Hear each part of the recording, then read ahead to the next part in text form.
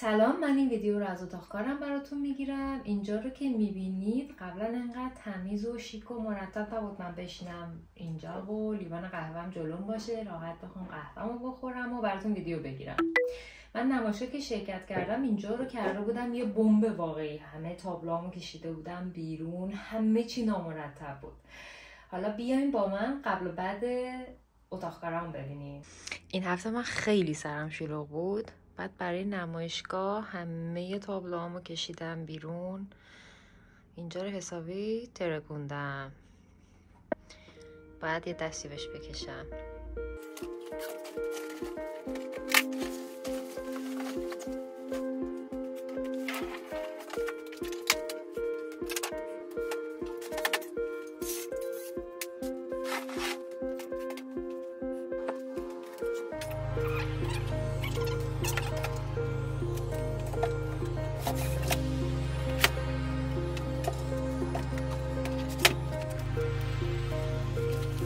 برای سالم موندن تابلوهام اونا رو بسته بندی کردم و بعد توی قفسه جایگذاری کردم.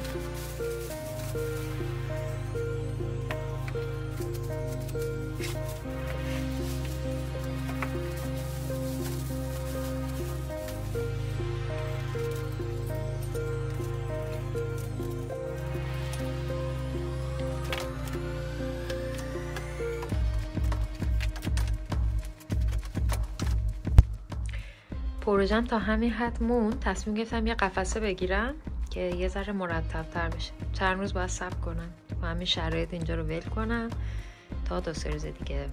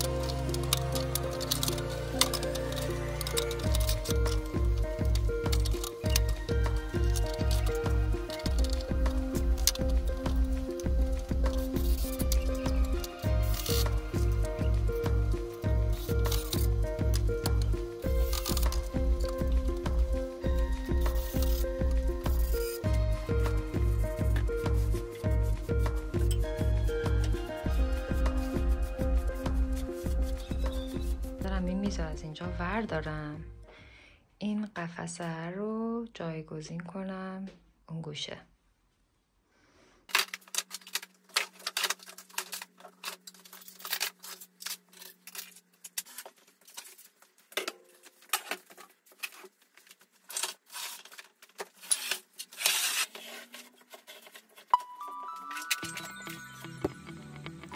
من نمیدونم این همه رنگو چه ترتیبی اینجا بچینم.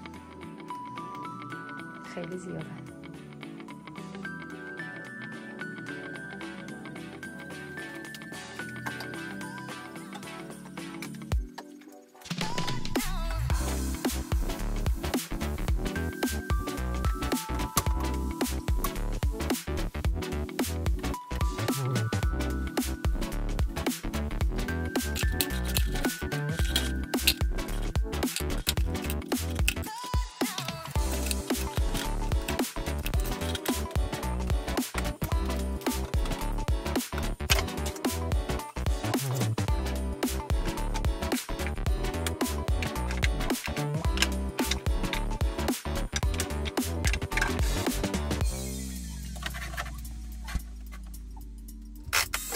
اومدم میز بگیرم ولی قیمت رو نگاه کردم دیدم یه سری وسیله دارم که میتونم یه میز درست کنم و فقط پایه ها رو از اینترنت سفارش دادم.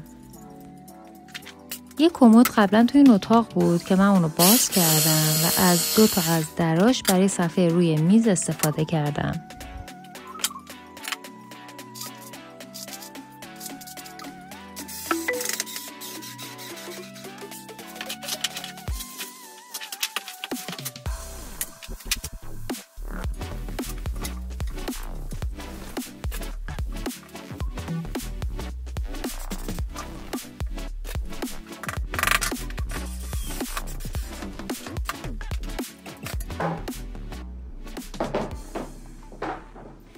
شارژ دریلم تموم شد. مجبور شدم یکم صبر کنم تا دوباره شارژ بشه که بتونم کار رو ادامه بدم.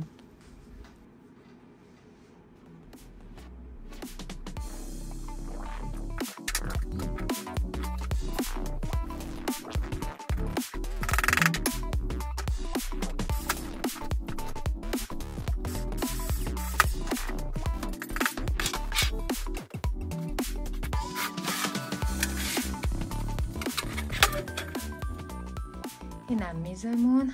نفسم گرفت و درستش کردم. حسابی خستم کرد. حالا برم بقیه جاها رو مرتب کنم.